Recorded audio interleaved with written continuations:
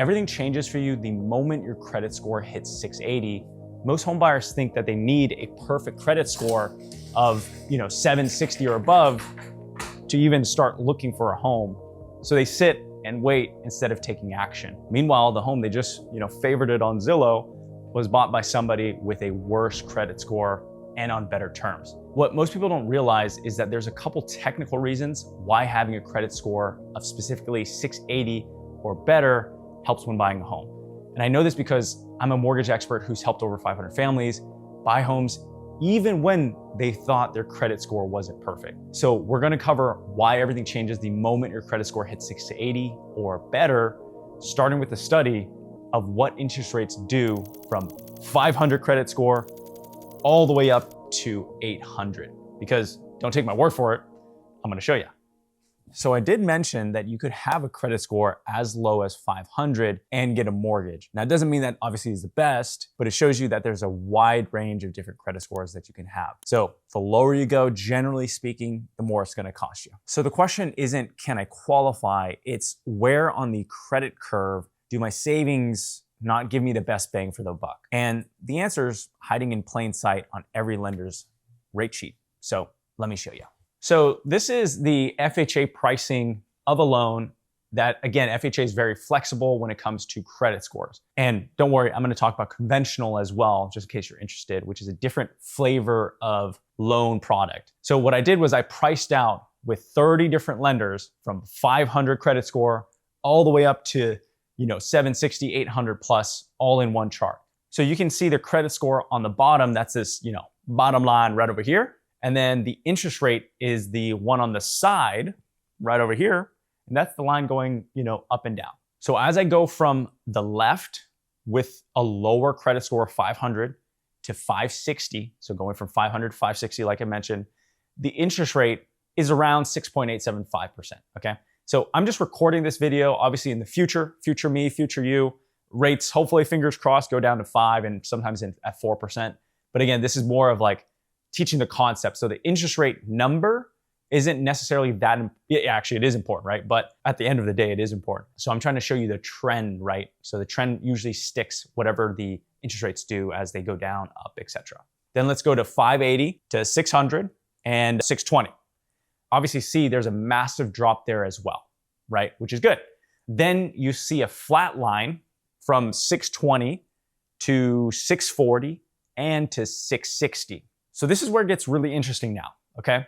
So for FHA, once you hit 680, again, this is, right over here across 30 different lenders, you'll see that the interest rate pretty much flatlines from 680 all the way up to, 760 plus. Now, again, what I love about this is going from 620 to 680 is usually small tweaks to your credit to make those massive jumps, right? From 620 to 680. But going from 680 to 740 or 760, usually that takes a lot of time and a lot of work. So it's a bigger mountain to climb. So with FHA, the good news is, the benefits kind of end at 680 or above, right? Now, again, if you're above that, don't tank your score to 680, of course, right?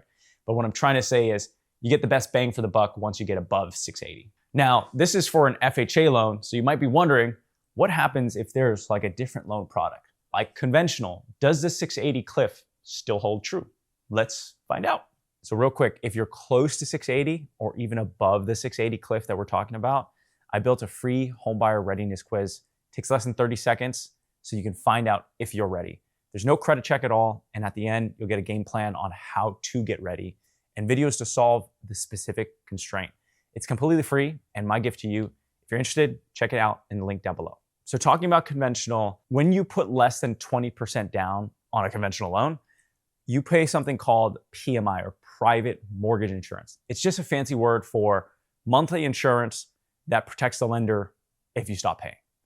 So a lot of people know their mortgage rates change with their credit score, but what they don't know is that PMI, private mortgage insurance, has certain rates also affected by credit scores and down payment. So conventional isn't just one chart like FHA that I mentioned, it's actually two.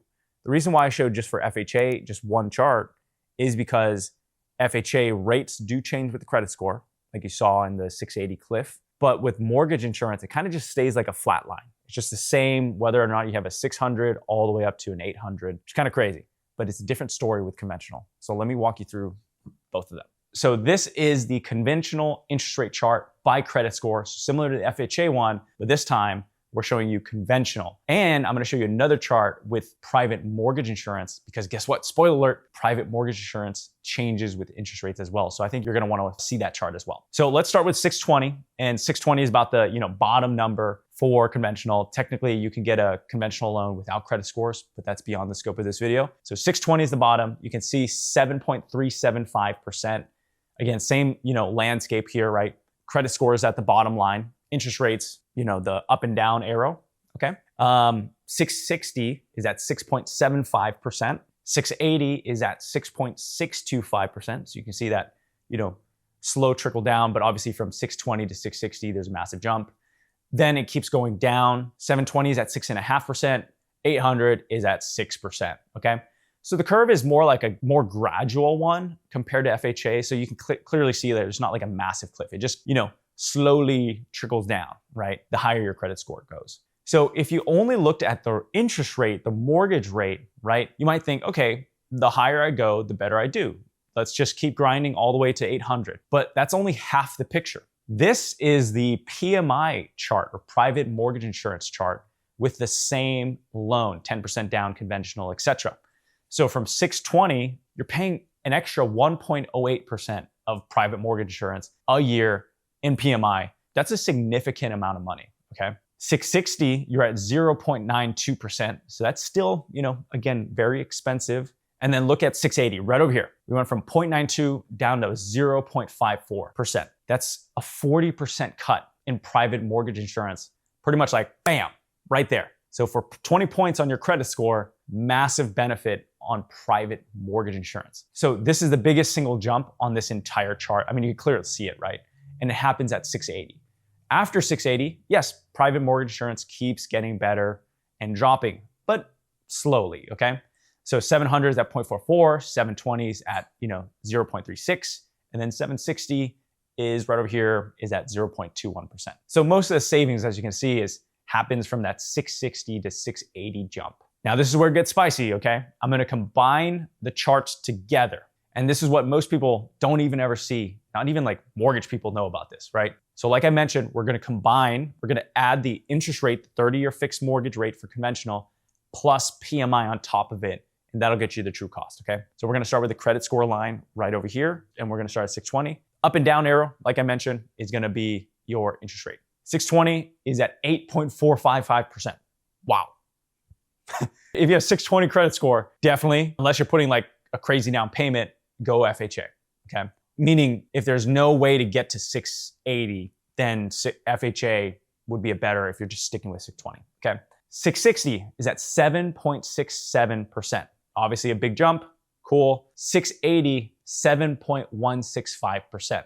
So the 660 jump to the 680 jump, that cut is true, and it cuts your cost by 0.5% in just 20 points in one move, right? So let me explain like how to see this chart, right? So 660, you can see the chart difference is wider, right? Then 680, things tighten up a little bit, right? Again, the biggest single drop in the entire chart. After 680, the line keeps going down, but the savings, don't change as much. So again, of course, your score, if it's above that, don't purposely go backwards. That's amazing. Just keep it there, right? And continue on. And I'll talk about the lending trifecta, which is how to identify the right constraint when you're buying a house so that we focus on the right things. That's in a later section, but keep that grooving, right? So the other thing again is once you get above 680, that little hump, it gets easier to save more. It's almost like these weights get, lifted from your feet and you can, start running normally again. So here's the takeaway. From both FHA and conventional, 680 isn't the highest score, and it's not the lowest score. It's the best bang for the buck, which I just showed you in the charts above. It's the inflection point, fancy word for the tipping point, where the math finally starts working in your favor, right? So it's almost like, I like to think about it almost as like running uphill. This entire time, you're like running uphill, trying to get off the debt treadmill with like 20-pound weights strapped to your feet, right? Like, man, this mountain of debt is not getting easier. Then once you hit 680, those weights fall off and the road is finally, flat. Of course, there's still more to go, right? It doesn't mean that you're in the clear, but at least you got the harder stuff out of the way. And from a, perspective, that was harder. Now it's easier. Therefore, you can get momentum and continue on.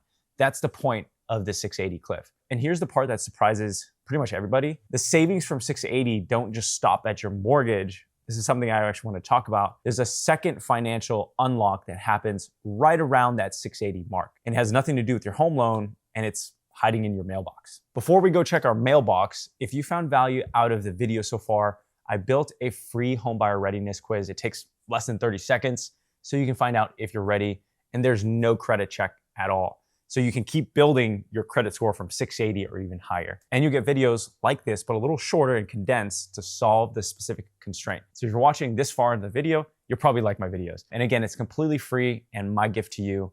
Let's talk about that mailbox. So once you cross the 680 mark, something else changes, like I mentioned in your mailbox, right?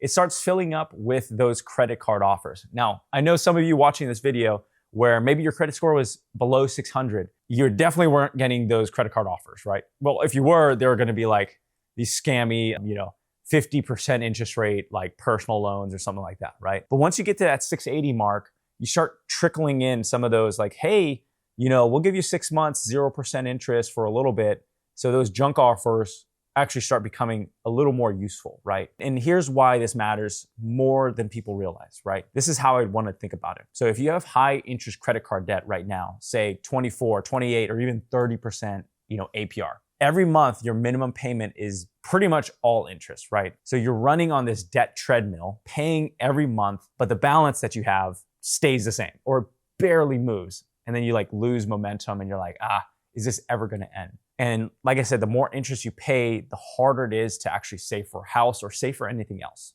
So like I mentioned, when those new offers start showing up at around 680, obviously, or more, you can move that high interest credit card balance onto a 0% interest card. Now, please obviously read the fine print, snap a picture, throw it in an AI, or just read through it and understand that sometimes there's a fee transfer. Sometimes there's not, but sometimes there is. So you have to make sure the math makes sense. So in either case, when we go back to this and look at from a math perspective, suddenly every dollar that you start paying goes to actually paying the debt, not the interest, okay?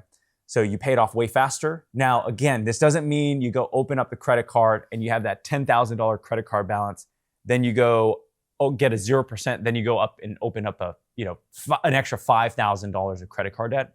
That's not the point. If you're gonna do that, definitely don't do this strategy, okay? But what I want you to do is take that 10,000, take this credit card pausing into a 0%, so that way you can actually really start tackling the debt. It just means that you're using it in a smarter way, right? You gotta use that pause button so you can tackle the debt, not the more button, okay? We want the pause button, not the more. So what I love about this is, again, if you're already above 680, great. You're probably getting these 0% intro periods for even longer than 6 months. It's probably like 18 months, 24, something crazy, right? So you're already getting that. So don't tank your score to 680, right? That's not what I'm saying. But once you get closer to 680 and pass it, you start getting this trickled in, right? And guess what? You start getting even better ones when you get from 680. You use that as a springboard to get to 720 to get even better offers and beyond. So again, this isn't a hack. It's more of a side effect of crossing that threshold. So this actually reminds me of a client that I met 18 months before they bought, okay? I remember their credit score was like 620, kind of in that range. Again, there's 3 credit scores, but their middle one is about 620. And one of the things I recommended was, hey, given that, we have credit card debt, I think it was about 10,000 or so, and we got to get to 680. Or even 700, because once you get there, you're gonna unlock better credit cards to get you those 0% intro periods so you can really start tackling the debt. And the good thing is that it was during tax season when I met them, and they were getting a tax refund, which was great because cool, we're good. We can use that money, knock out a large portion of your debt. And on top of it, there was some silly collection. I think it was $200 from the past apartment that they were at, but they wouldn't have known that if we didn't get a soft report, right? So cool, let's tackle that. And they're like, oh, I didn't even know that was a thing. I was like, yeah, we see it all the time. So by the way, if you're watching this, make sure to check if you have some silly $200 thing lingering. Usually I see if your credit score drops significantly really fast, like by 40 points or more. It's not a credit card balance thing. It's more of like some collection showed up or late payment showed up. So with that being said, it took about 2 months to go from the 620 to about 680, mainly because of the big chunk of change from the tax refund and the tackling the collection. And just like clockwork, yes, you guessed it, they got the better interest credit card promotions. So they used that, did a balance transfer.